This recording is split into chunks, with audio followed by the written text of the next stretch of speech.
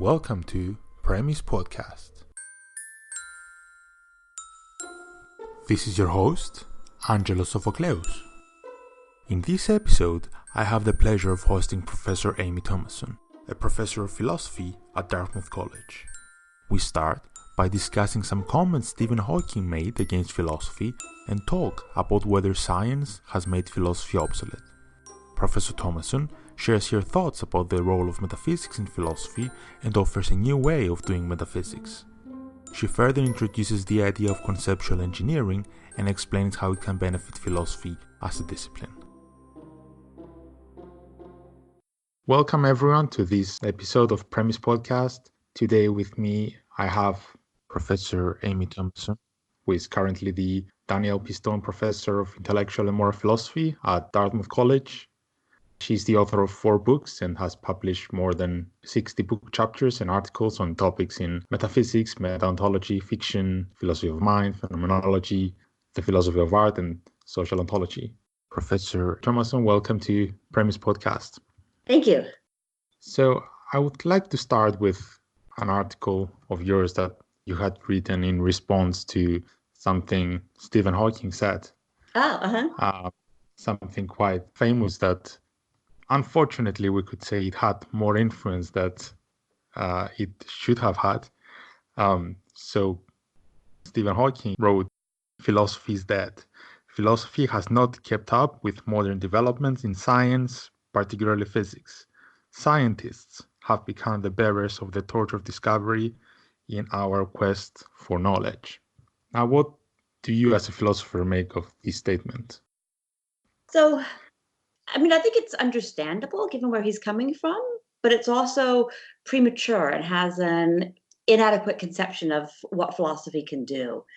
So the problem of what philosophy can do is not a new one raised by Hawking, right? I mean, this is one philosophers have been concerned with, at least since the scientific revolution. And when we turned from a general love of wisdom, in which philosophers studied all kinds of topics, biology, optics, mathematics, and so on. You can see in the works of people like Aristotle, Berkeley, Descartes, of course. But then, starting with the scientific revolution, we had the natural sciences branch off and become explicit about their own methodology and start to get better and better, more and more convergent results.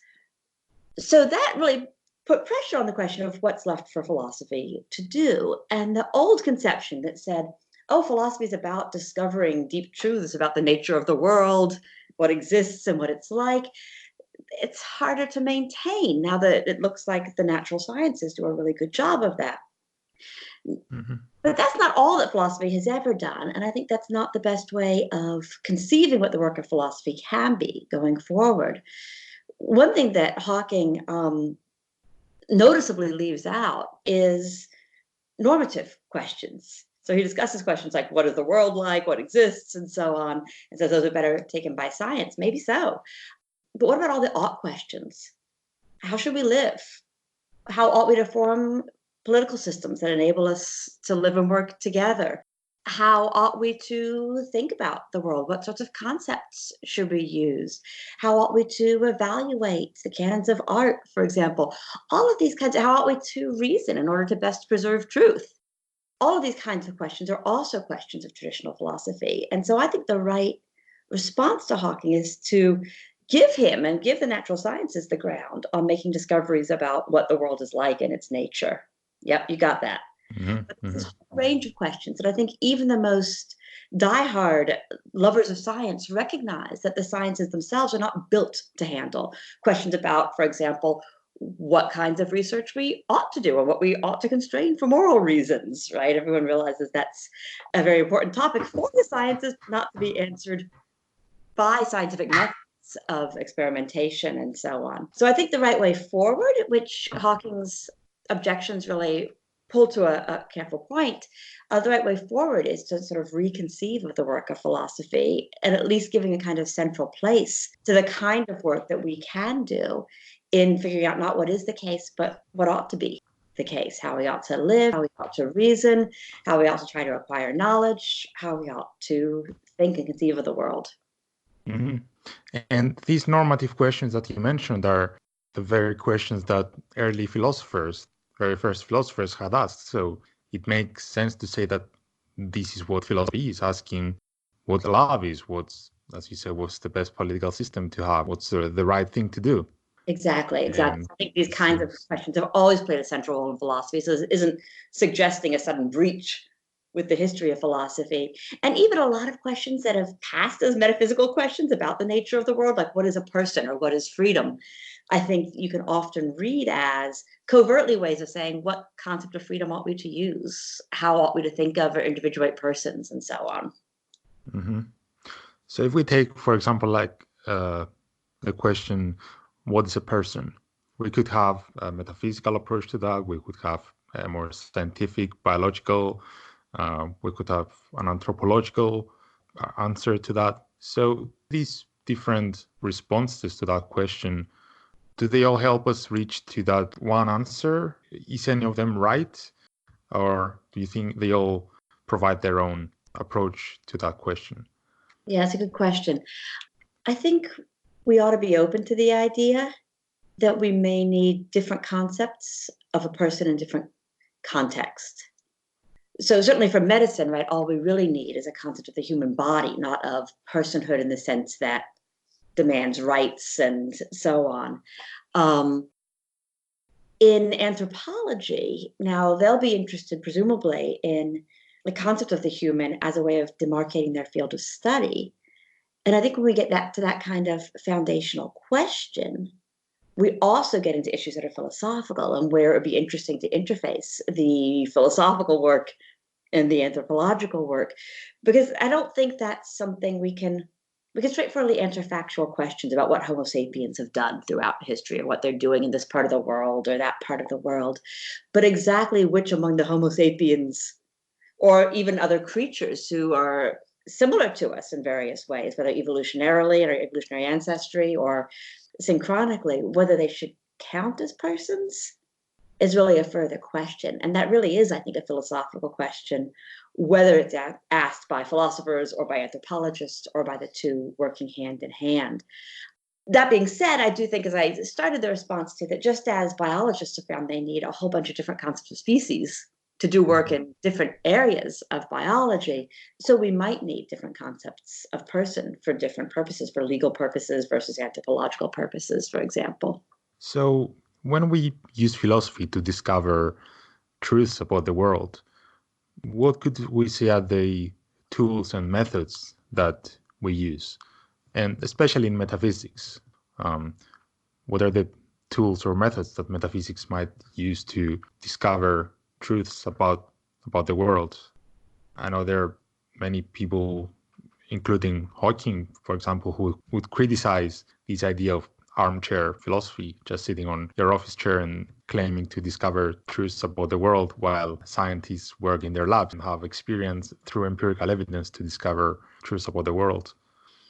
Yeah. So in some ways, I'm kind of with Hawking here, that is, I don't think we should see metaphysics centrally as capable of discovering truths about the world, at least in anything like the same sense that the natural sciences can. And this is where I come in as a sort of critic of a lot of recent metaphysical practice of those philosophers who present themselves as if they're discovering sort of quasi-scientific facts about what's really fundamental or about what exists and what doesn't, that maybe organisms exist but artifacts don't, as Peter Van Inwagen had it, for example, or that simples exist but mereological sums don't, and so on. So I think this kind of scientific view of what metaphysics can do as discovering truths about the world is mistaken, and it's dangerous. Mm-hmm. It's mistaken because I think, and I've got a sort of long paper I'm working on this topic, that the sort of methods of inference to the best explanation and explanation, search for explanatory power, and so on that are used in the sciences, we have reason to doubt these carry over to these kinds of metaphysical questions. Also, empirical methods. Most of the metaphysicians in most of the standard debates acknowledge that there's nothing empirical that's going to make a difference to their theory. So there's not this kind of empirical constraint on our choice of metaphysical theories as there is on our choice of scientific theories. That's why I think it's mistaken. That's just a gesture towards the fuller story, which I've tried to develop elsewhere. I think it's dangerous because it leads precisely into this sort of disrespecting of philosophy that says, so this is just useless. This is just a bunch of illusion. And as Hume said, should be committed to the flames. Mm-hmm. Nonetheless, I do think there are things that metaphysics can contribute to human knowledge and to human life. So I'm not one who thinks that all of metaphysics should be committed to the flames. What can it do? What I think, so here's two kinds of knowledge I know how to make sense of. Let me put it that way.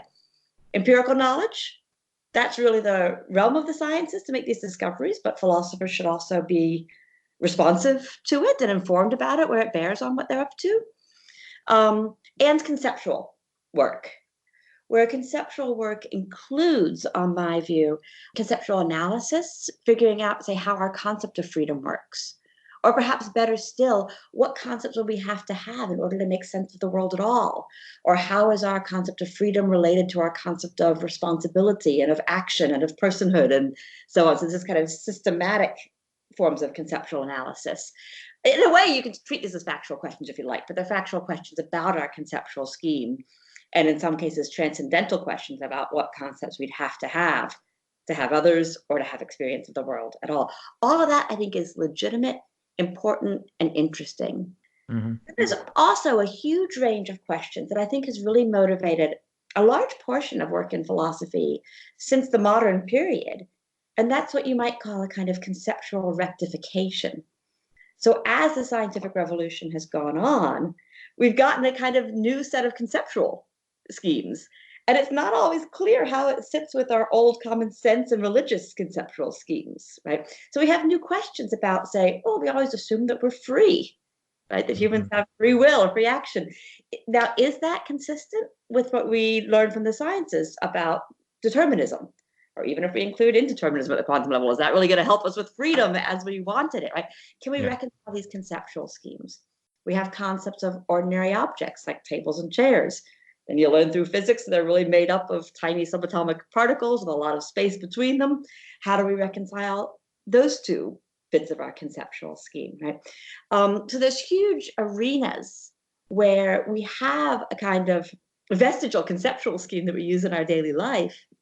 And there's interesting questions of whether this is really in tension with or in conflict with the conceptual scheme we get from science. And if so, what we can do about it. Can we sort of rectify these conceptual schemes and what should we do?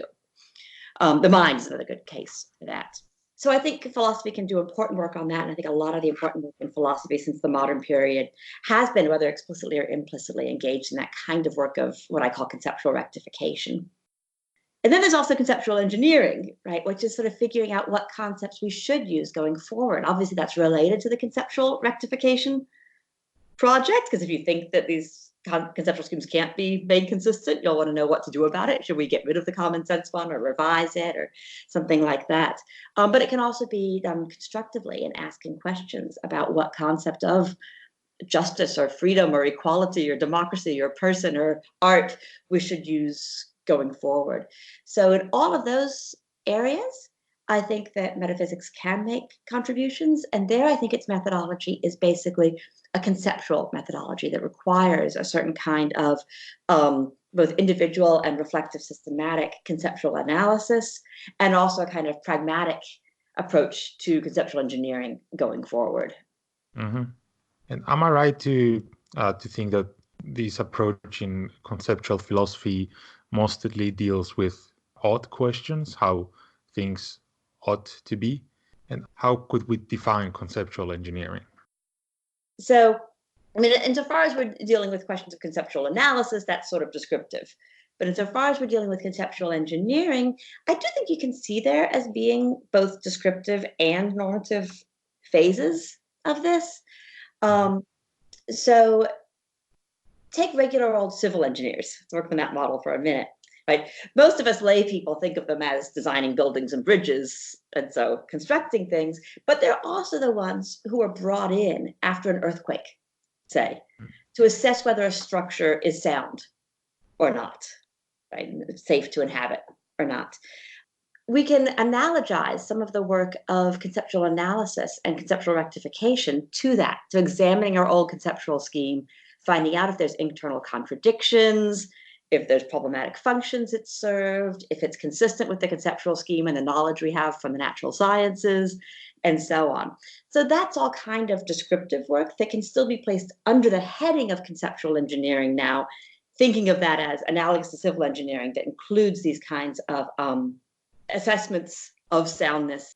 Then there's also the kind of, you can also analogize it to reverse engineering, right? So a software engineer, for example, will be called in not only to create new software, but also to assess malware and figure out what function it serves, right? So similarly, and there'll be a sort of descriptive question answer to those questions. So similarly, as metaphysicians, we can look at facets of our conceptual scheme, our concept of freedom, say, or of our concepts of morality, and ask what functions they have served. But then there's also the more obviously normative dimension, the ought side going forward, when you ask what concepts ought we to have, right? What concept of person ought we to adopt, if any? What concepts of mental states ought we to use in our ordinary lives or in cognitive science or whatever? Ought we to retain race concepts or gender concepts, or ought we to get rid of them, right? And those are all the sort of ought side of conceptual engineering questions, which I think we think of most naturally when we think of conceptual engineering. And I think most people who are interested in conceptual engineering think primarily in terms of those ought questions. But I want to kind of broaden the scope of understanding it by analogy with the civil engineering case to show how those kinds of descriptive analytical questions can also be understood under that heading. Does that make sense? Yeah, makes perfect sense.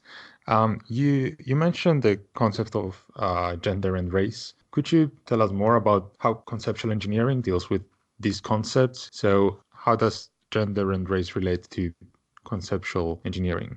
Yes, I think some of the work that brought conceptual engineering into the philosophical spotlight was Sally Haslinger's work on gender and race. Just this paper, what are they? What do we want them to be? Something along those lines. So suppose you think of it in straight up metaphysical terms, traditional metaphysical terms. You might think that the questions are, what is race? What is gender? Right? Put it in these sort of object language terms. Or is there such a thing as race? And if you do that, right, then, well, you might begin by following, say, Anthony Appiah's super interesting and influential work on race, where he tries to begin by analyzing the concept of race, certainly that's been operative in American society, but also in the UK, by tracing the works of Thomas Jefferson and Matthew Arnold on race, by showing that this sort of presupposes that there's a kind of predictive racial essence, right? And then showing us that we have absolutely no reason to think there is such a thing. And so perhaps we should just say that race doesn't exist, right?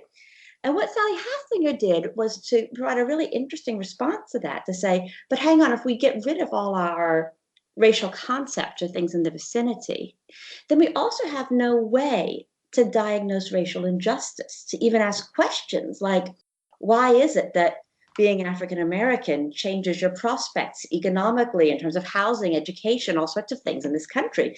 And these are questions that we'll want to be able to address in the interests of pursuing social justice. And so we need something in the vicinity, at least. Maybe we don't want the old base concepts, but what concepts ought we to have in place of these old bankrupt racial concepts in order to be able to forward the project of social justice? And so this got people thinking along the lines, not of what race and gender are, but what we want them to be, as Haslinger put it, right? What concepts ought we to have in this vicinity? And so I think that was really a spur to a lot of the work in conceptual engineering and to see its potential social and political relevance. So how it works is that we first set our goal, in this case, achieve social justice, and then we go back to the terms and see which definition of the terms, in this case race and gender, will help us achieve our goals. Is that... Yes, and probably also while trying to get rid of the old functions, right? So if you look at the history of the use of race terms in Anglo-American culture, right, they served a function too. They were introduced as sort of pseudoscientific terms to try to give a kind of field of scientific legitimacy to differential practices of treatment, why it's okay to treat certain groups of people differently, right? So one thing we'll want to do going forward then, if we can identify that as an old goal, one that couldn't be met, given that there just are no such essences to be discovered, then we want to make sure that when we introduce new terms, we make it explicit that this is not meant to be tracking something like a natural kind that's going to have that kind of natural, explanatory, and predictive value, right? And at the same time, we want to design a concept that's going to enable us to sort of pick out the groups of people that seem to be socially disadvantaged so that we can then assess what the situation is with respect to social justice and how to move forward productively. So there is also a work of function in Yeah. this area. Can you tell us more about how function is related to this? You've talked about in your work about proper function, about system function. Yeah. So I think that the appeal to function is really central to making working conceptual engineering grounded and evaluable. So if you pull back to what I was saying at the beginning of the interview, right? I don't think we can justify our choice of some concepts over others on metaphysical grounds by saying this matches the metaphysical structure of reality or something like that, because to discover that so-called metaphysical structure gets you back into all the old problems of how you could possibly come to know that. But we also don't want conceptual engineering to be just anything goes, right? Mm-hmm. Or to be just driven by power and we each construct our own concepts based on what we want or something like that. The way to thread that gap, I think, is by appeal to the notion of function. So just like you can assess different bridge designs according to how well they'll function at the particular project, say carrying rail traffic across the Connecticut River, right, with this kind of load to bear and while staying within this kind of budget. Once we have those criteria, we can better assess different proposals for bridge design and allow that some are better than others. So similarly in the conceptual engineering case, I think once we have function clear that our concept is to serve, then we have a non-arbitrary way of assessing whether some conceptual choices will be better or worse than others at fulfilling that function.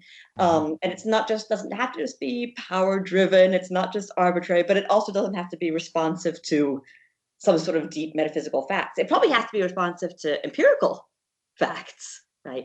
But not to something epistemologically mysterious. So that's why I think function's essential. And then various people, but I think that's implicit in Haslinger's work also. Actually, I think she even talks about it explicitly at some points. Some people in conceptual engineering are suspicious of this idea, like Herman Capellen, for example, and doesn't think we can meaningfully speak of the function of a concept, at least not beyond speaking of it referentially, like the function of salmon is to denote the salmon, right? Again, I think that's a mistake, but I think he's overlooked some possibilities for understanding the notion of function that are perfectly tractable and useful here. And those involve the idea of system function and proper function. These are both notions of function that have been prominent in the philosophical literature on artifacts and on biological structures also. We don't want to collapse the function of a concept to whatever people intend to do with it or whatever they happen to use it for, right? The function of a fork may be constant even if people use forks for all sorts of different purposes. So these two notions that were developed in the sort of philosophy of biology and also philosophical work and artifact literature take a route that does not collapse function into intentions of makers or users. The system function notion that, as far as I know, was developed sort of most prominently by Robert Cummins is to identify the function of a part of the body, say, or a part of a machine in terms of what it contributes to the overall system that it's embedded in, say, in the organism. So to understand the function of the heart, we'll want to understand what it actually does within the circulatory system of the organism.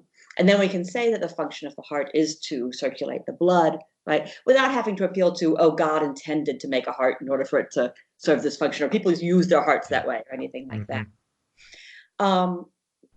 Similarly, you could analyze the system function of a piece of machinery, right, in terms of what it does in terms of the drive chain of the vehicle or something along those lines. Proper function is a notion that was developed by Ruth Millikan, particularly in order to provide a notion of function that could be useful for biology. This is a bit of conceptual rectification itself, right? We want to have a notion of function in biology and also in talking about artifacts, right? And yet the old notion of function, the teleological notion of function, right, was heavily tied to a sort of theological view of the universe, that God created things to serve certain purposes. So there was a question of whether the notion of function is even legitimate anymore, although we seem to need it to do biological work as we know it, right? So Millikan aimed to design a sort of certainly non-theological and in some senses non-teleological way of understanding function. That's proper function. And the way she defines it is roughly this. It gets a little more complicated, but you can identify the function of something in terms of what its ancestors did that led to the reproduction of, let's say, organisms of that type, and thus at least in part account for the existence of this thing. So what did prior hearts, I've got a heart, it has ancestral hearts in the hearts of my parents and grandparents and great-grandparents. What have hearts done historically throughout evolution that contributed to the survival and reproduction of the organism that in part can help account for my being here today? There's a couple of virtues of an account like this. One is that it doesn't appeal to theology. Another is that it can account for something having a certain function even if it's defective, right? So suppose you have a baby born with a badly defective heart, perhaps it doesn't pump blood, right? You can still speak of the function of that heart as being to pump blood, even if it doesn't succeed, because it is the heir of these ancestors that perform that function that's in part responsible for that baby being there. And Millikan explicitly extends this notion of proper function to thought and language, right? And thinks that linguistic devices also can be understood as having a proper function. Now, these two notions of function are kind of linked. If you want to figure out the proper function of something, a good place to start is figuring out a system function. What does it do? Hopefully you haven't got a broken one, right? You can study many exemplars. If you can figure out what it actually does, that's going to give you some clues to perhaps why it would have stayed in the culture or in the organism throughout evolution. So they're not in tension, even though in some particular cases, say if you have a malfunctioning organ or artifact, we can't say that it fulfills the system function. We can still say that it has a certain proper function. Mm-hmm. And going back to the talk about concepts, and it's perhaps relevant to the talk about functions, when we use terms, we also have to think of course, of the consequences of using those terms or categorizing certain things as one thing or another. You mentioned in your paper an example by Chalmers, who says that it's very important if we categorize something as being an act of torture or an act of terrorism. And it's here that philosophy gets more into society and recognizes the social problems we have or the social issues that we have and tries to provide the solution. So it's not just armchair philosophy talk about problems that don't have a lot of impact on the world and getting into more of the real problems. Because if there is a violent act, it really makes a difference whether the media report it as terrorism or an act of torture. I think that's absolutely right. And I think it's important and generalizable. So I think it's true for at least the vast majority of our categorizing terms, that they don't just describe the world, but they also imply norms about how we are to respond, how we are to treat the kinds in question, and so on. And this is part of why, as you say, what concepts we use and how we use them really matters for how we live and for what we do for these real world issues. So you can start with something, and this is kind of a point that Heidegger brings out. I think I got it from Heidegger, really. that even our ordinary artifact concepts, like a chair or a coffee mug, right? These don't just describe a certain structure or shape. They also include these norms for who is to use them. Right? You can tell the difference between a child's chair for the nursery and a chair for an important office and a chair for the dining table of a poor family or whatever. Mm. Right? How we are to use them, that we are to sit in them rather than to stand on them, right? With respect to what else we're to use them. Do they go with a table or with a big office suite or whatever, right? We can carry that over, this idea that our terms carry not just descriptive content, but also norms for how we are to respond and use the things in question and in what context for our social terms. And this, I think, is part of what is so important, why things like race terms and gender terms can be so insidious. I mean, again, start with social terms like professor and student. Obviously not just descriptive, but carry with them norms for how you are to behave to each other and in certain settings, where you're to go in the classroom and so on. Now carry that over to our race and gender terms, which in the way in which they've been historically used, have also carried with them implicit norms for treatment. Who's to be given most of the floor time in discussions? Who's to be given most of the eye contact? Who's to be given the secretarial jobs or the agricultural jobs or the cleaning jobs, right? Who's to be treated with certain amounts of respect and deference and who isn't? So you can see this in quite thoroughgoing ways, I think, that our concepts carry these kinds of normative elements. And once you start to see that, I think you can see more clearly, just as you were saying, why the conceptual scheme we choose and we use in our life is so crucially important to how we live. And then that's really neat, because then that gets us back from like a lot of the critics of views of philosophy as conceptual work would criticize ordinary language philosophy and say, oh, this is just trivial. Who cares about our words, right? Or what concepts we happen to use. We care about the world. But once you see these kinds of normative components of our concepts, you can see that they intrinsically matter to how we live. And I think in its original conception, philosophy is supposed to matter to how we live and how we ought to live and how we ought to treat one another. And so it brings that connection back into play without all the sort of mystification of thinking of metaphysicians as if they can peer deeply from their armchairs and discover the real features of reality. Yeah, and another interesting topic, which of course relates to that, is conceptual ethics. Yeah. Talk a lot about the word of Plunkett.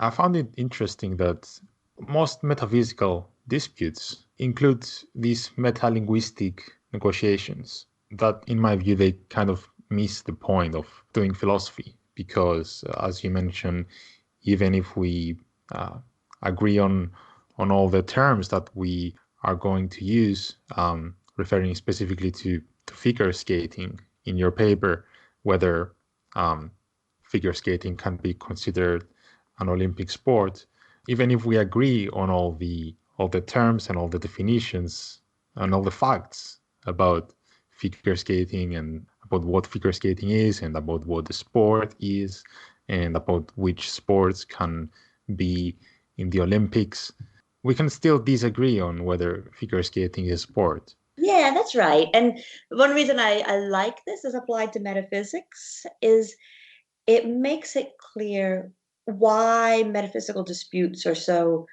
persistent and hard to resolve, whether by, or irresolvable, you could say, by simple empirical investigation, or even by figuring out how people actually use the words, or by looking the words up in a dictionary or doing some experimental philosophy to find out how people use them. Why they're not resolvable that way, and yet why we also shouldn't just give up and say, oh, so we'll never know the answer, so we better go do something more useful or just be skeptics about our capacity for this knowledge. Because what's really at stake here and what's giving the grist to these debates, as I think that Plunkett and Sundell work on metalinguistic negotiation really brings out, is these kinds of normative issues about what concepts we ought to use. And we have to go on using some concepts in the future. And if we're going to do any sports and put things on sports TV, we got to have some concept of sport. If we're going to know how to treat ourselves and our kids and our students or employees or whatever, we have to have some concept of freedom, or else decide to get rid of it, right? And responsibility and so on. So we have to go on using some concepts, and we want to be reflective about which concepts we ought to use, not just go with the inherited ones.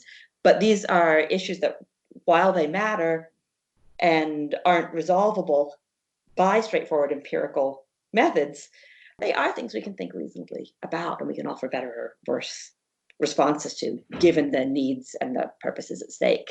Yeah, and it's important to understand that the definitions of things are not only to be found in dictionaries or in legal bills or anything like that. We have to think of how these definitions are going to be used and whether it's good to give a new definition of those concepts or of those words. Another example that you use is when a girl uses the sentence, "My parents are Bob and Jim," in a state which does not permit gay marriage. Well, if one goes to a dictionary, they will see that in a dictionary in this girl's state, they will see that a marriage is a marriage between a man and a woman. But at that point, we have to think about the positive consequences of allowing a marriage to be between homosexuals. And that's why we should broaden the term, even though the law might say a different thing or the dictionary might say a different thing. Yeah, exactly. And I think that's, first of all, I mean, it shows why I think some of us were always sort of ill at ease with these debates about gay marriage before it became the law in many places, with some people saying, oh, marriage just is between one man and one woman, and the other saying, no, my two dads are married. We do better if we get upfront about it and say, no, look, the dispute is about how the concept of marriage ought to be used. Throw away the dictionary. That's not what we're talking about, right? How ought this to be used? And it matters. And I think this also goes with, I think, a more robust and honest conception of language, too, that it's not something that's just fixed from above and passed down by God, that language is a living tool, that we're always constantly renegotiating, even in our conversations with each other down the pub about whether this is a sport on TV, right? Or in the courts of law, when the Supreme Court tries to decide if corporations are persons and so on, or when we try to decide if we ought to change the criteria for marriage or the legal criteria for death. So it's constantly open for renegotiation. And often I think it has to be renegotiated in new circumstances, whether social circumstances or technological circumstances, right? Who's going to count as a person now has new dimensions, not only given that we know more about, say, dolphins and chimpanzees and so on than we did 100 years ago, but also now that we're making artificial intelligence of various kinds. What should we do with our concept of intelligence, thought, personhood, right? These challenges are going to keep coming up. And again, I think it's a kind of neat consequence of this way of thinking about philosophy, that it shows that while the work's hard, and it's like you can just peer from your armchair and discover the answers, the work of philosophy, if we take it to be figuring out what concepts we ought to use, it's never going to be done because there's always new circumstances, social, environmental, technological circumstances to which our concepts need to be responsive, and where we're going to have to try to rethink these things individually, collectively, legally. And so that's, I think, an important role philosophy can play going ahead. And it's not like you can expect philosophy to present you a book of truths, right? That's going to be eternal. Instead, it's like, hey, what should we do now? Yeah, exactly. Yeah. Talking about what you mentioned as heavyweight metaphysics or armchair philosophy, do you think we still need that, or should we promote a shift from armchair philosophy to a more conceptual approach in philosophy? I'm thinking about cases where if we approach the metaphysical questions such as do tables exist? We can empirically say that, well, I see a table, so tables exist. But what about the metaphysical question, what are tables in the first place? Do you think such questions are important? Is it important to ask what are tables and try to find the definition of what a table is? Yeah. So right, as you say, I think most of these existence questions are pretty much easily answered and not things we need to spend a lot of time on.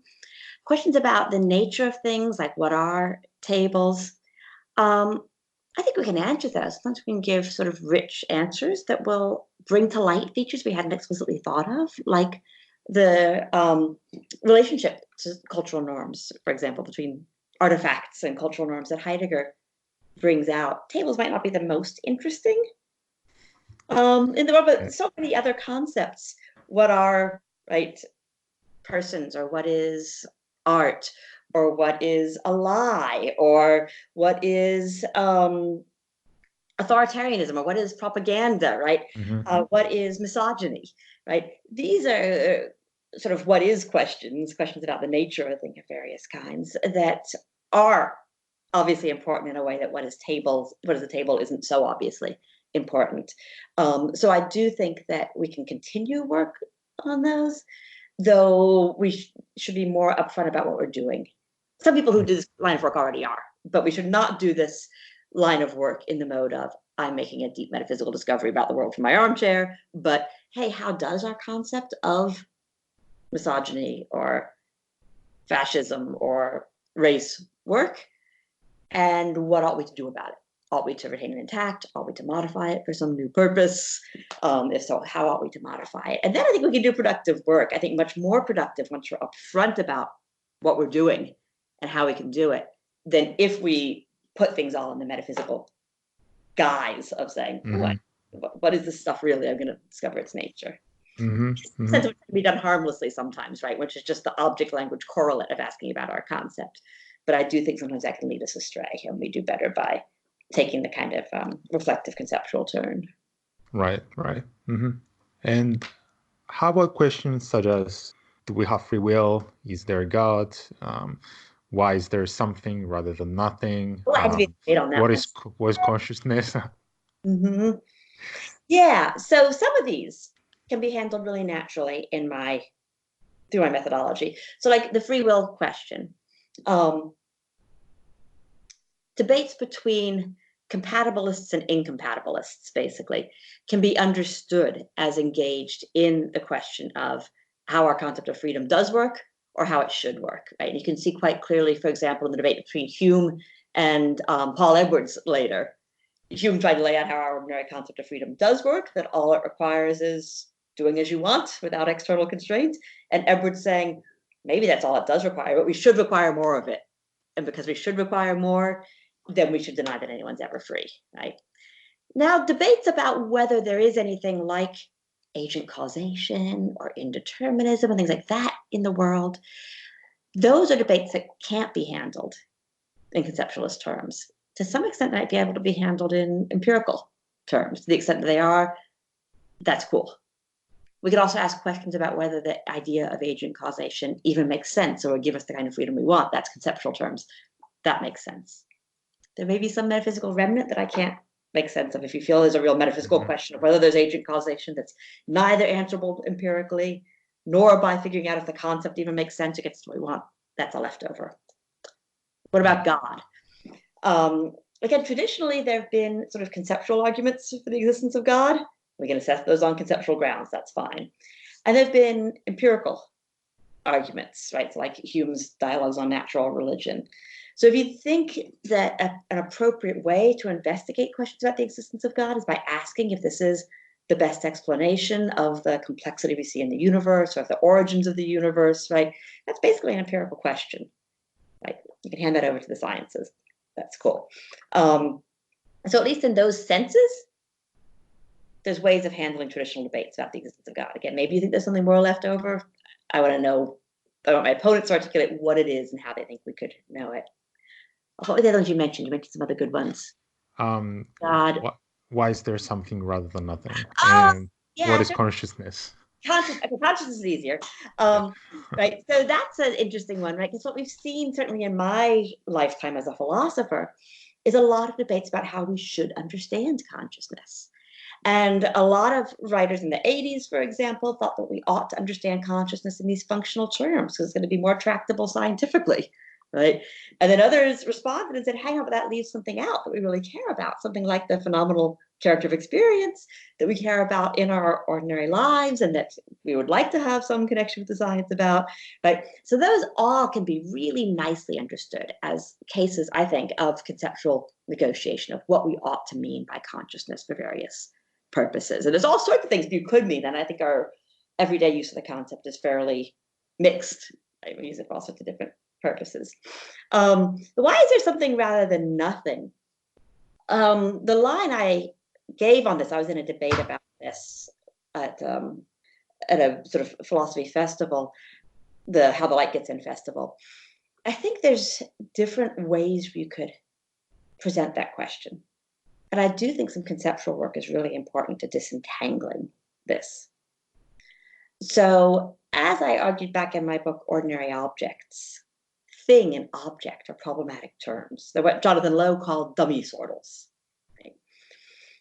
So, the way this question is posed, why is there something rather than nothing? Mm-hmm. If you just ask why is there something, this is just a dummy sortal that doesn't have real significance unless we replace it with a specific question. We can replace it with specific questions like why are there frogs rather than no frogs? Why is there snow rather than no snow? Right? Why are there stars rather than no stars? I get these kinds of demands for a proper contrastive explanation. Once we do that, that's an empirical question. Right? The biologists are going to help us with questions about why there's frogs. The cosmologists are going to help us with questions about why there's stars, and so on.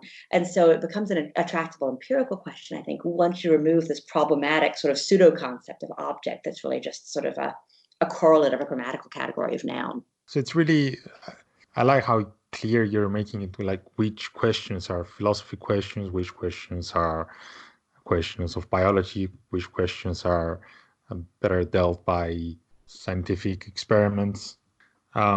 So coming to my final question, taking the disciplines of philosophy and science, in what ways would you say that these two work together, or if they cannot work together, perhaps there are philosophical questions and there are scientific questions, but there are no questions which can be dealt by both?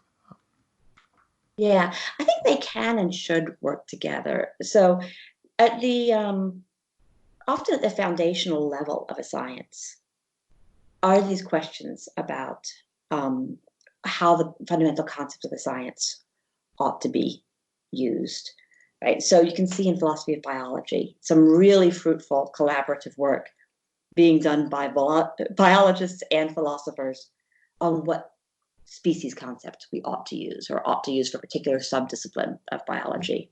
In physics, right, we see again fruitful collaboration between scientists and philosophers on questions about how we even ought to understand space and time and the relationship between space and time as described by our best physical theories and versus as we understand them in daily life, right, and how they're related. All the sciences rely on concepts like confirmation, for example, theory, evidence, and so on. And again, for that, a sort of collaborative work between philosophers and scientists is entirely relevant. I'm not a philosopher of science. A lot of the work that I do is more sort of related to concepts of traditional metaphysics. A lot of traditional metaphysics, I think, involves concepts that are part of our everyday use and that are central to our lives in some way. Concepts, as we've been talking about, like person and freedom and so on. For that, I think, philosophy's work doesn't necessarily have to be quite as much hand in hand with the relevant scientists, but I think we still do need to be responsive to empirical results. Mm-hmm. What to define person in terms of certain capabilities? We'll have to go listen to the primatologists, to find out if primates share those capabilities, moral sense, whatever it may be. So I think we still have to be, to some extent, empirically responsive. But I think scientists also can work on these questions. I don't mean it to be like philosophers get the conceptual questions and scientists get the empirical questions. Yeah. But I think the sort of the holism that you see defended by people like Quine, for example, is really best understood not as we can discover anything to be false, but we can always choose to revise any part of our conceptual web that we need to in order to go forward with our goals, whether they're scientific or conceptual. So there's this openness to conceptual revision that I think is characteristic, not just of philosophy, but of the sciences. And some of the skills philosophers bring hopefully can be some use in that kind of work. Really kind of fruitful collaborations. Yeah. Great. So, Professor Thomasson, thank you so much for your participation in the podcast. Thank you. Thank you for your good questions and for your interest. Nice to talk with you. It was a pleasure. Thank you. You have just listened to Premise Podcast. Subscribe to Premise Podcast on YouTube and make sure to follow the podcast on Twitter and Facebook. The podcast is also available on Google Podcasts, Apple Podcasts, Soundcloud, Stitcher, and Spotify. Please consider supporting Premise Podcast on Patreon to help bring philosophy to the public. See you next week. Thanks for listening.